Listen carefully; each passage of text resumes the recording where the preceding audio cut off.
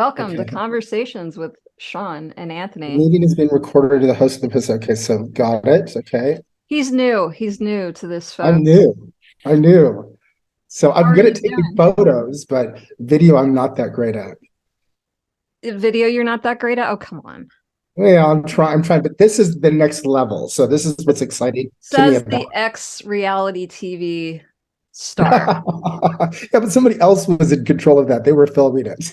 So I wanted to ask you about your recent photo shoot, actually, Ah, okay. because when I saw it for the first time, I have two questions. Okay. One, how difficult was it to find the shoes? Okay. Can we answer that first?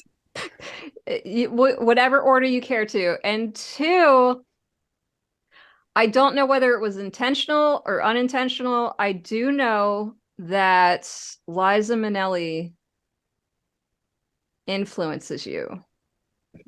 And I don't know Mm. whether she influences you unconsciously or consciously, but I saw a little Liza in that photo shoot. Oh, wow, that's interesting. So, okay, so let's go back to the shoes. So I had no control over the shoes. Somebody actually donated them that had a size 13 foot. So I was able to fit into somebody else's shoes, which Holy was, shit. A size yeah, 13? yeah, because I wear between a 12 and a 13, and a 13 in for women's shoes because they're so narrow is more appropriate. But let me tell you something. I now understand the reason why women invest in good shoes, because if they're not good shoes, they are so not comfortable. So I'm grateful for the Horrible. donation. I'm grateful for somebody donated them, but at the same time, next time I do heels, they're going to be like Louboutins or something. You know, you obviously, I have to give you credit, and I appreciate you writing the post that you wrote on Facebook today and kind of taking me back in memory lane where we first met. And I was just no fluff with you. I didn't give a shit about the fame and all that. I was just like, hey, I need somebody to open my fucking gym. Right. So get to work. But you helped to whet my appetite for heels. I wear them regularly now, but I have been torturing myself for the past, I don't know, like 4 or 5 years with really uncomfortable shoes. And this past year, I'm like, I'm done. I'm spending the money Right. because I am tired of thinking about nothing but my feet. Right.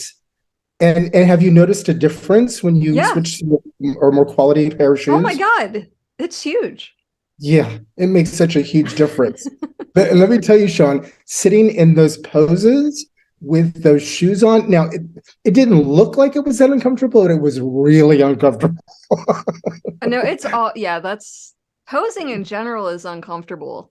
But in heels posing is even, it's probably like 20 times worse. I did a shoot 2 years ago where not only did I wear high heels, but I had to be on one leg to get this one shot, and I was trying to get this shot for like 15 minutes. It seemed like 15 years. Right. And it's so I was actually hurting the next day. I was Right. in pain the next, like I did a workout. Right. Well, it's interesting because a photograph, what we see visually, in order to attain that look, the angles and how the body position has to be done in such an extreme. Yes. So what looks like it so effortlessly, and that's why you have to give credit to models, and you think that models are stupid idiots. Well, not you, but people will think, oh, they're just a model. It is fucking work Before you, to, I would think just that. Like yeah, it what was. do you do? You show up and you get your photo taken for a living? Like you poor baby. Like, no. It's exhausting. And I know people hearing this are like, whatever, you're just Well, yeah, vain. it's it's so true, and there's the other part of it too, because you and I are obviously we care about fitness, and naturally I'm not a little skinny little twig No. anymore. So in order to prepare for a photo shoot, it is actually like when we first started talking about the photo shoot, I said at least 2 weeks, at least 2 weeks out, Right. because I need to like prepare. But really, at this stage in my life, 6 weeks is a good window to get prepared because you really have to think about what you're eating. And you taught me so much of what you taught me about getting ready for a photo shoot of how to carb load, how to uncarb load, how to, drinking water, eating some chocolate, all of those things become so imperative. I can't do what you do because you're that last minute, even if it's 6 weeks, like you're the last minute extremist. Like I need to stay where I'm at because it looks so, I always feel like you're torturing yourself before a photo shoot. Well, you know how my brain works. I do. My brain is like, don't tell me I've got to do something until 2 days before I have to do it. Well, because I've also known you long, like I will never be like, Anthony, don't do that. Because then you'll just do it harder. Right, exactly. Because then I'm only hearing, oh, you need to do this, you need to do that. I'm not hearing the overall picture. I'm just hearing what my little brain is going, oh, somebody's telling me what to do. So the real trick is if you want to tell Anthony what to do, just say the opposite and then do the thing that you want him to do. So doing the poses of that shoot. So like it's just so weird because you're trying to like reach back and lean forward and get this angle, and it's like and point your toes and like, oh, I don't like you've been doing this way longer than I have, but it's very different. It's very different to be a guy who's just, in clothes standing there and modeling. That's very different than being a female and having to worry about all these extraneous things that you got for your hair and the makeup and how the hose are laying, and it's just a big difference. So kudos to women for you guys that do this stuff because it's work. Let me ask you a question. Did you get any pushback? Interestingly, so Shawn, again, you know me so well that I am always very cautious. On one side, I'm not, because I kind of throw everything out there. But then there's another side of me that gets very, very cautious because I'll start to get feedback from other people who will go, are you sure you want to show something like that? Are you sure that's how you want to be represented? Don't forget that photos don't go away. So I start to hear those things, and then I start to go into that other spin and go, oh my God, am I doing something wrong? So what I did this time was I told the photographer, I said, don't release the photos until I prepare my audience. Mm-hmm. And that was one of the key things that I realized that I needed to do, was rather than just throw some photos out there, that there needed to be a story attached to it and the reasons why I chose to do this particular kind of shoot. Because I find for me, if I just put it out there without any background or any sort of historical reference, then it's just people are going to they're going to give their opinion. If I can prep, and which I did with this one, it has been amazing. The feedback has been absolutely amazing. Or because I did so much prep work that they're afraid to say something. That's a good point. So you're protecting yourself from that influence.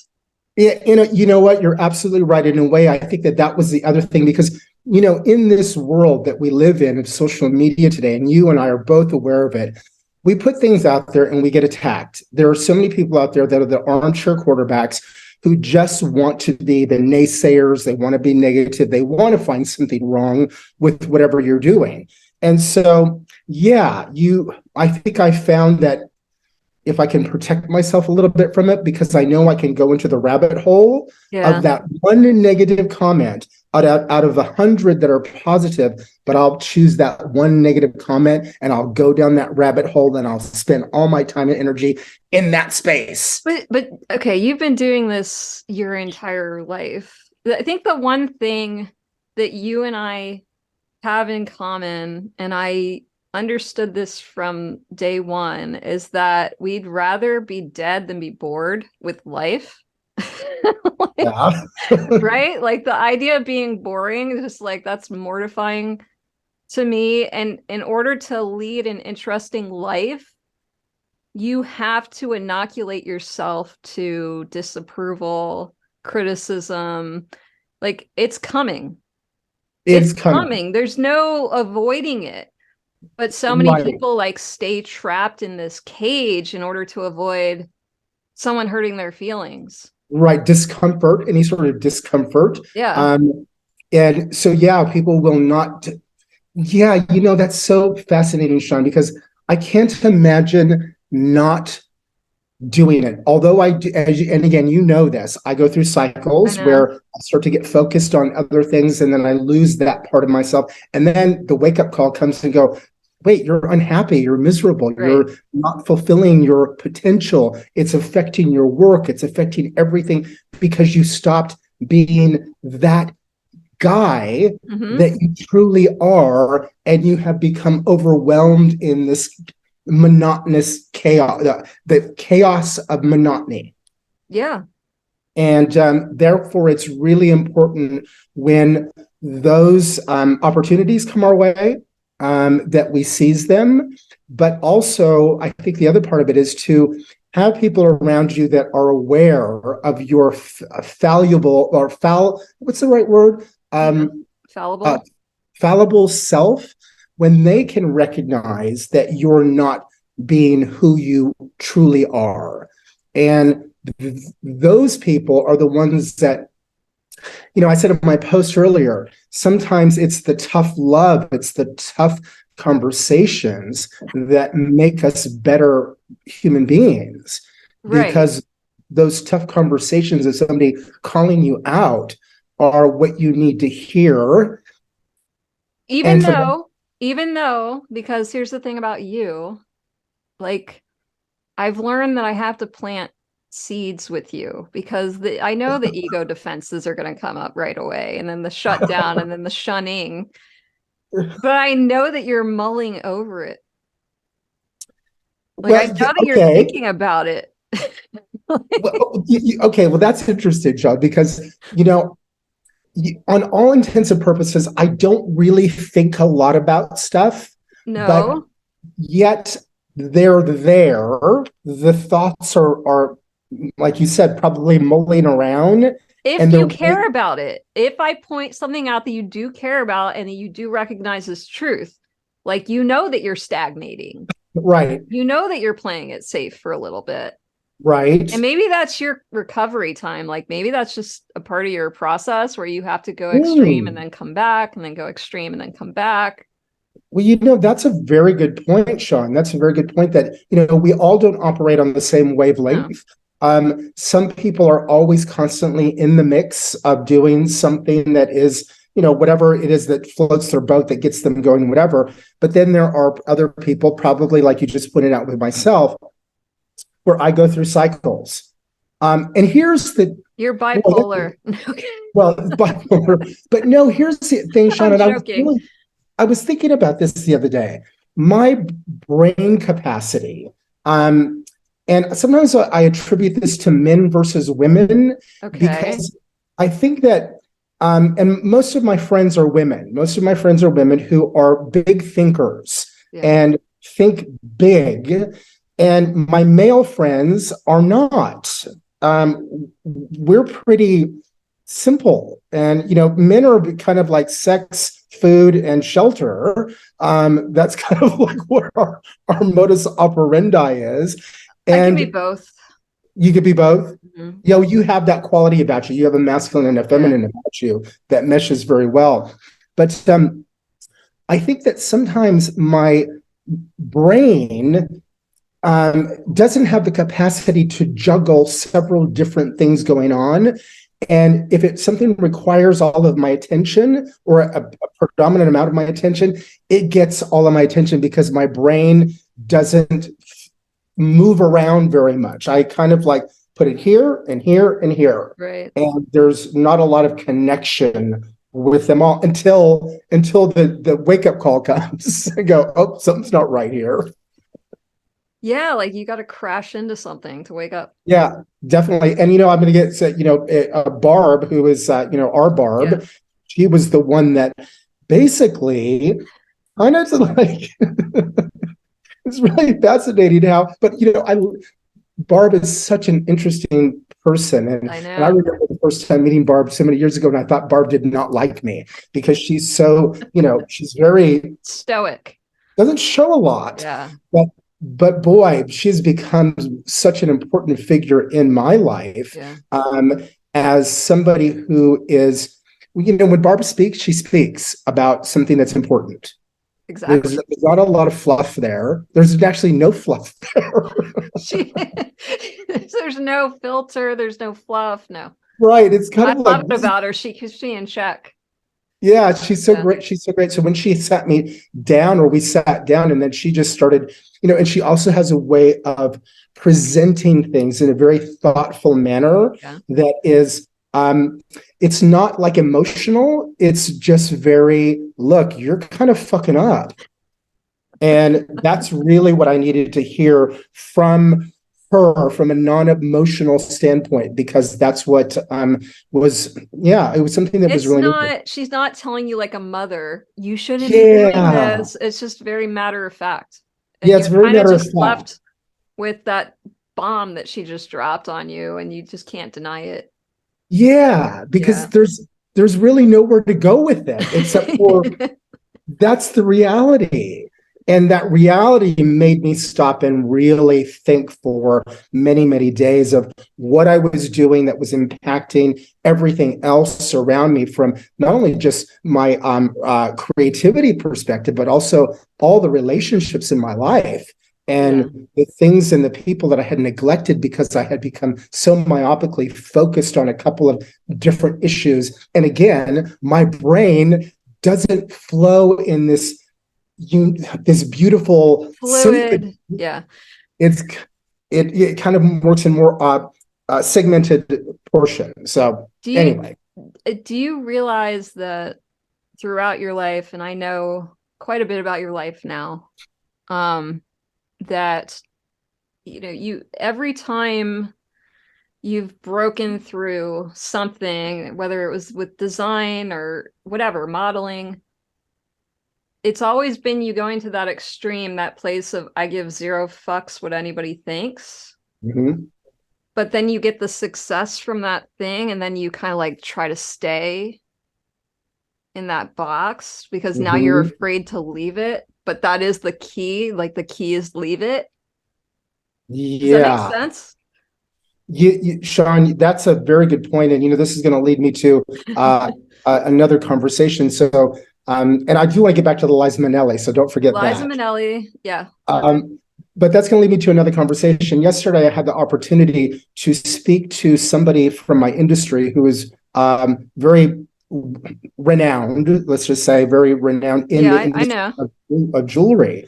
And the opportunity came up for her and I to have a conversation. She's the editor-in-chief of one of the industry magazines. Mm-hmm. And this was somebody that also almost 20 years ago, I went to Tanzania with. She was part of the writing crew of some of the magazines that they had sent with us to go on that trip. So it'd been quite some time since I had actually spoken with her on any sort of professional level.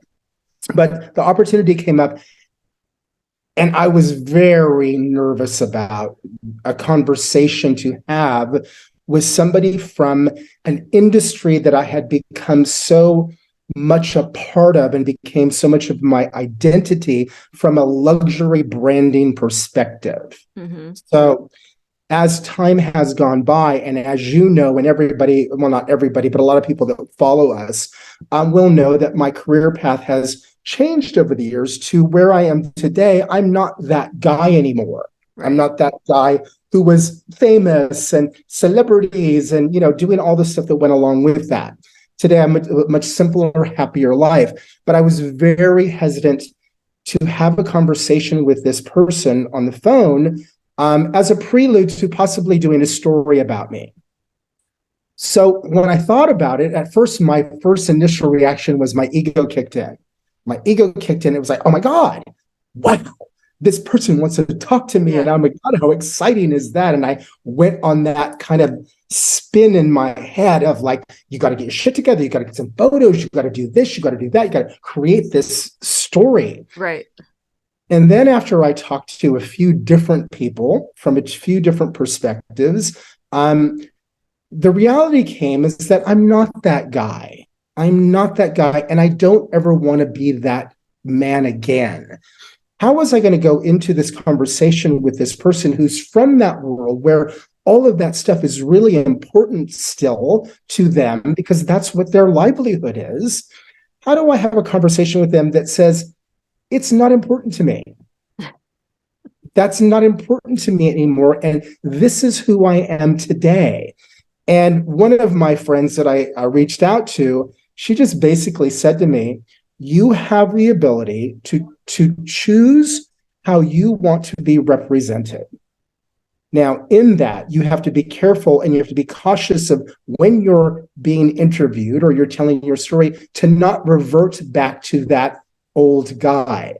Because that old guy is the guy that it's like a drug. And we've had this conversation before. You feed the drug becomes available, and all of a sudden it's like, ooh, the high comes in, the dopamine kicks in. You're like, oh, God, I'm back in that space. And I wanted to make sure that I didn't go there. So what I did is I preluded the interview with a written document that kind of just said who I am today. And I put it back in her court because I wanted her to understand that she was not going to get a story out of me that was like, oh my God, I'm so fabulous and I make beautiful 18 karat expensive gold jewelry and I blah, blah, blah, blah, blah.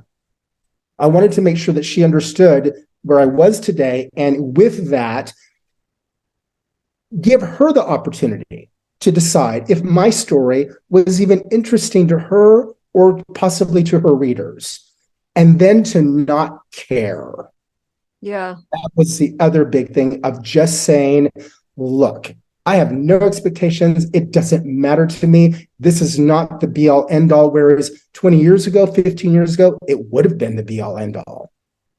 So it was really interesting to be able to go into that yesterday and to leave it yesterday, the end of the conversation. It was funny because the conversation actually started to center around, of all things, Samed, my little dog. Aww. And that was what I realized in this whole conversation was that Samed, that little dog who came into my life, she was the life-changing thing that happened to me that gave me a new purpose and new direction. And I wanted to pay honor to that. I wanted to pay honor to her and to that by sharing that story. And that became what the story started to become centered around. So will this interview become anything? I don't know. But how refreshing, and she even said at the end, you are unlike anybody else. You're unlike anybody else in this industry, and your honesty is very, very refreshing. That's always been the key. Like Yeah. that's always been the seed that's led to anything with you. I wrote down, and this is what you reached out to me about the other day, about just like not taking things so seriously and having fun. And the interesting part about that, so many people are afraid to do that, for one. Mm-hmm. Like they feel like they have to have this clenched fist around life and everything they're doing. And the reality is that good things come out of that. You don't know where, but that's like where the quality comes from. That's where the great things come out of. It's being detached from that outcome. Like, I don't care what comes of this, including this show we're doing. I don't care.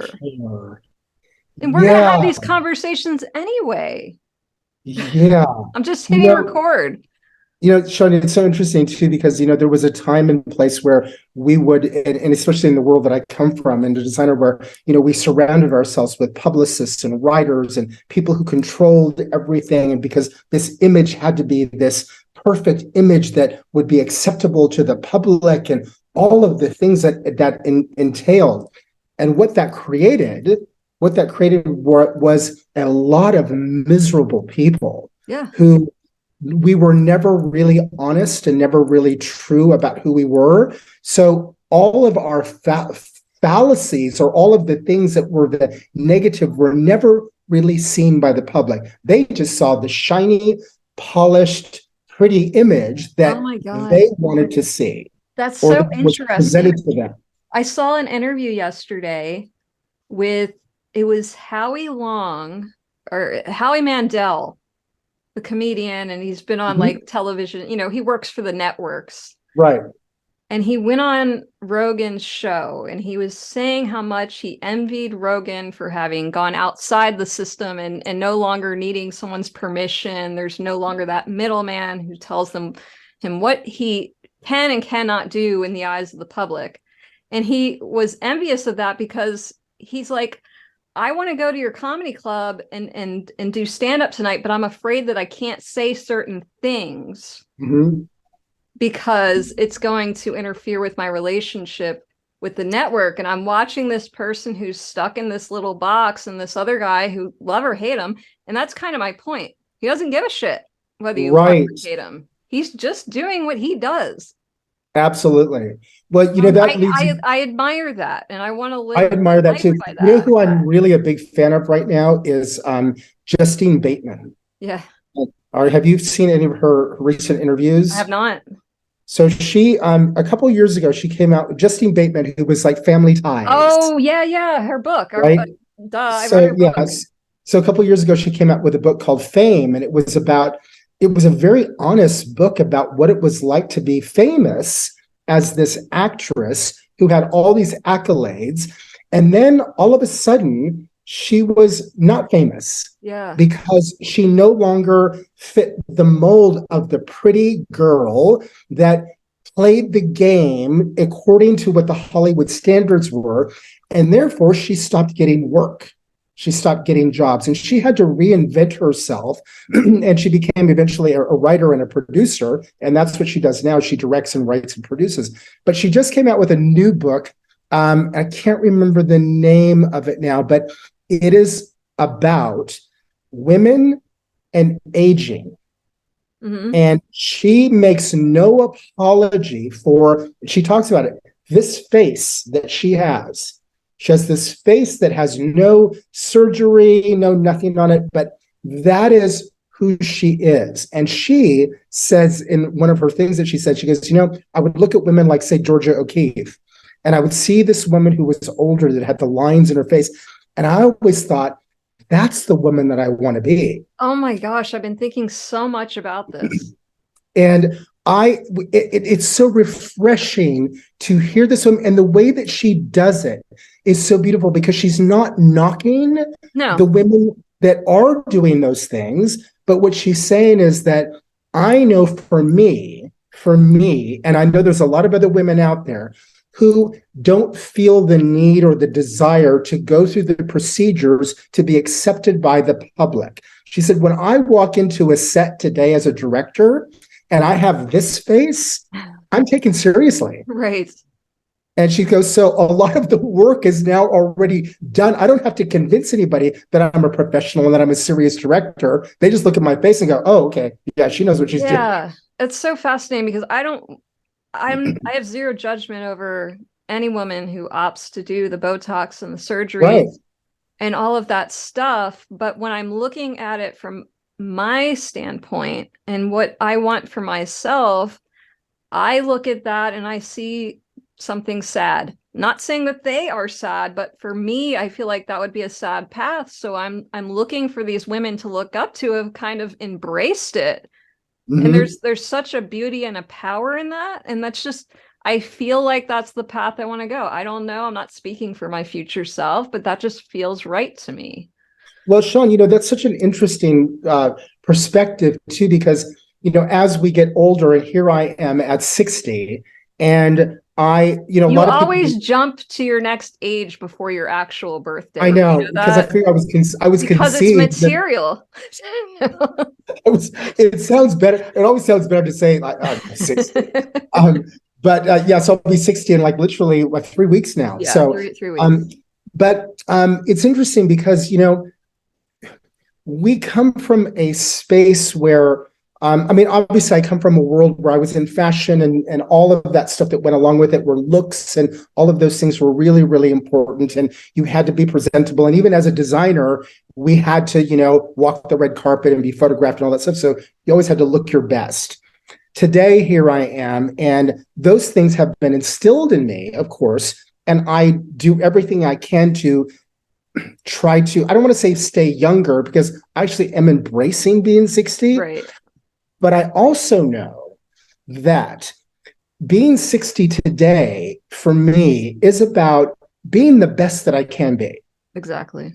And that goes back to what I was saying earlier in my post today about, being grateful for the things that happen, that come to you. And in this post that I'm referring to, is I made a post on Facebook earlier today about losing my name as a designer, and how that, for that thing, as at the time it was so awful, but now I can look back on it with such pride and be very grateful, because it opened up a new door for me, and that new door was meeting you. That new door was being receptive. Although I did fight it. I did remember fighting it, but you taking me aside and teaching me new ways to look at things. And a lot of that had to do with exercise and nutrition. But I remember, you were showing me how to exercise, going, what does she know? I'm thinking to myself, what does she know? She's a woman. Like, this was my immediate thought, right? I've been doing this What do you want me to do? Go back into the kitchen, asshole? Right. But in my brain, I know. I'm thinking, I've been doing this for 40 years. I knew how to do this. And yet I was open enough, thank goodness, to listen and go, you know what? You don't know everything. You don't know everything. And there's an opportunity here for you to grow. Well, the thing about you and I is that was mutual. Yeah. Because you also taught me something with just the way that you unabashedly existed in the world. And well, we do, Shawn, we do that for each other. And this is, we have such an interesting relationship, because you and I go through, to God, how we've known each other for 6 years now. 6 or 7, and I don't know. We go through these processes where you and I are very intense in many respects. We're both very intense, and we have belief systems. And we will go to a conflict place sometimes, but then we step back and I know for me, I get my space and I can wrap my head around, well, God, now I'm going back full circle to where you said you plant seeds. You plant seeds, and it takes a while for them to sprout and to grow. There you go. But they eventually do. They eventually do. And we come back, and here we are today doing something that I love, where we both are. We don't fucking care. I don't. And I don't take myself that seriously. You just said something like, we are both intense, but at the same token, whatever I'm intense about, I really don't care. Like, I really don't care. Absolutely. Absolutely. At the end of the day, because of the same thing. So I'm intense about jewelry design, right? Yeah. But at the end of the day, I'm making jewelry. Okay. Right. If I can make people happy and bring them joy, great. At the end of the day, I am not curing cancer. Okay. I am not saving the planet. I am not, saving the rainforest. I'm making jewelry. And hopefully that makes people happy and brings them maybe joy. It makes people happy. Maybe it doesn't, but I'm happy. I'm going to keep doing it. Exactly. So let's go back to Liza Minnelli. Please, let's finish it up on Liza. All right. So that was a very good point that you had. So it's really interesting that you said that, because, okay, how do I say this without sounding like such an asshole? So, you know this about me. I've always struggled with this gay identity, right? Oh, yeah. So that's always been this challenge for me. And one of the things about the gay identity, at least from my age group and where I came up, is that there was this huge attachment to those kind of figures like Barbara Streisand or Liza Minnelli and show tunes and Broadway and all of those things, which I personally have never enjoyed. Yeah. I've never identified with that world of those gay icons, because it just never was me. Now, interestingly enough, I recently was in Chicago and was able to see the stage play in person, Chicago. And if you've seen that play, one of the great things about that play is that dance sequence, or that sequence on stage where she and I can't remember the names of the characters, but she's in like the fishnets and the little hot pants or whatever, and the heels, and she's doing this whole number. And I watched that and I thought, how fucking powerful is that? Mm-hmm. How fucking amazing, how strong, and what a message that this character had conveyed. And all of a sudden, now I can't say that all of a sudden I have this appreciation for Broadway because I don't. Yeah, you and me both. I don't. And I'm not a Disney movie fan, and I'm not any of those things about the sing-alongs and none of that stuff. But I am a fan of empowerment. And that's what I saw within that stage play. So when we go back to, I'll go back to Liza Minnelli. When I think about what was the big movie that Liza Minnelli? Why am I drawing a blank here? The big, not Chicago, but Oh, I'm my drawing a hair, blank. my hair. You're looking it up. Thank We'll God. have to. I'll ask somebody in the audience. But she's a dancer, obviously, and a singer. And so, did you find it? So describe the movie?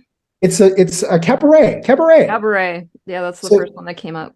So cabaret, when you watch that performance of Liza Minnelli in that show, it is powerful. It is really amazing. So as I went into this shoot, I started to think about Liza Minnelli and also the Chicago show of the women in those positions who were being pushed down but rose above. And that was empowering for me. So when I was doing that photo shoot, going into that photo shoot was really interesting too, because I also knew that I didn't want to do a photo shoot that was just, trying to be pretty or trying to be, a man dressed up in women's clothes or look like I was trying to do drag. And that's not what I do. What I wanted to do was to empower myself. And that meant being me. It was 100% you. And it was raw, and it's not pretty. You don't look at those pictures and go, oh, that's pretty. You kind of look at it and go, I'll rarely blow smoke up your ass, but typically a photo shoot like that, you would see imitation. Like, for example, if someone's inspired by someone like Liza Minnelli, it would look like that. Right. It didn't look like that. I could just see hints. And then I also said, wow, this is why you're such a fucking artist, because I've also never seen anything like this. Yeah, that was, and I have to give kudos to the photographer. The photographer, she did a great job. Ariel, who, when I was first approached to do this photo shoot, somebody said, I have a photographer that I know who's wanting to do something for Art Erotica, and I told her about you, and I thought maybe you might be interested in doing something. So at first, my ego kicked in, as it always does. My ego was like, ooh, photographs, I'm going to get in front of the camera. So I started to go to down that path. Yeah. And then I actually set up a meeting with her because we talked on the phone, and she said, come over and we'll do a test or whatever. And I thought about it, and I thought, no, that's not what I want to do. I'm not here to compete for some sort of a model job. I'm way too old for that. Right. But I did say to her, I would love to come and meet with you. And I wanted to meet with her because I wanted to connect. Either I was going to connect or not connect. But when I went and I met with her, I found out that she was trans. And in the meeting that we had, and she told me her idea of what she wanted to do and what this purpose was, that was great. And I thought that was wonderful. The only thing I asked was if I could wear my cowboy hat. Right. Once she agreed to that, I was like, okay, I'm in.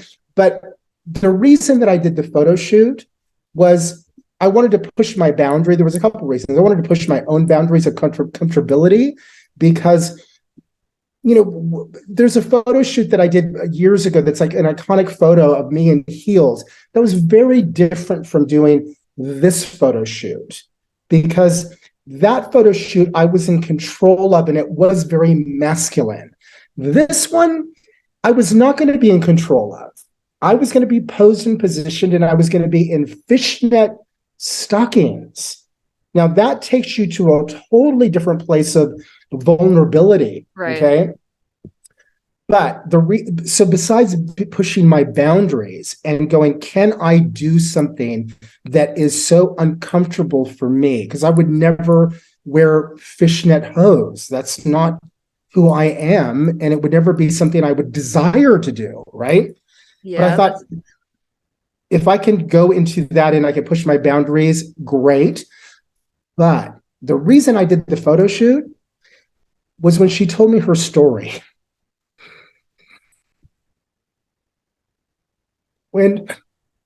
Sorry. it's okay. Because for me today, whatever I do creatively has to have some meaning behind it. And that's why these pictures are important to me. When she told me her story of moving to Austin back in 2010 from a little town like in, I don't know, it was Tulsa or something like that. She moved to Austin thinking that I'm going to move to the big city and I'm trans and I'm going to be able to find my identity and I'm going to be able to live my life the way that I want to live my life. Well, it turned out to be not that way. It was one of the most difficult things that she experienced. She got so much backlash from, what's really sad is that the backlash that she received the most from was the gay community. That's usually the case. And I was, because I've never been in that space, so I don't know what that would be like. But when she told me how horribly she was treated by the gay community, by the drag community, I was just completely floored and flabbergasted that a marginalized community that's already being subjected to negativity and ostracized could do that to another community.